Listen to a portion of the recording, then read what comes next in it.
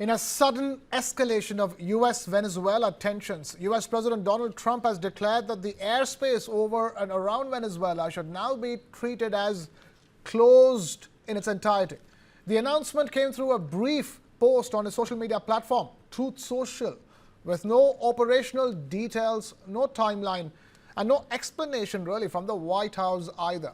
Venezuela, on its part, has issued a sharp response to the U.S. president's latest statement. The Venezuelan government says Trump's comments are hostile, unilateral, and arbitrary and show what it calls colonial pretensions towards Latin America.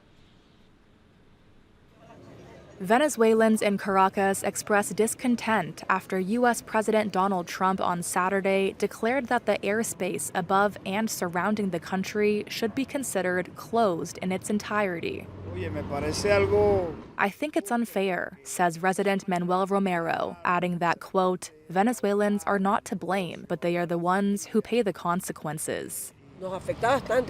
Another resident, Carmen Castillo, says it affects us a lot because many people abroad wanted to come home for Christmas, while others in Venezuela had plans to travel elsewhere to see family.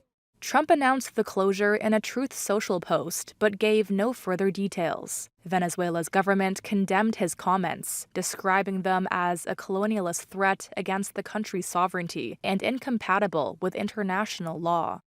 U.S. officials contacted by Reuters said they were surprised by Trump's announcement and are unaware of any ongoing U.S. military operations to enforce the closure. The Pentagon did not respond to requests for comment, and the White House did not provide any further explanation. Saturday's announcement follows months of U.S. strikes on alleged drug boats off Venezuela's coast and is Washington's latest way of ramping up pressure on Venezuelan President Nicolas Maduro, who the Trump administration has portrayed as having a role in supplying illegal drugs that have killed Americans.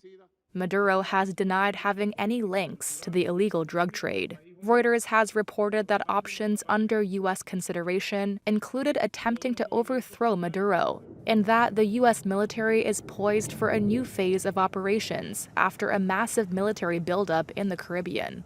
In Puerto Rico on Saturday, U.S. military aircraft were seen active at the former Roosevelt Roads Naval Base. Trump told military service members earlier this week that the U.S. would very soon begin land operations to stop suspected Venezuelan drug traffickers.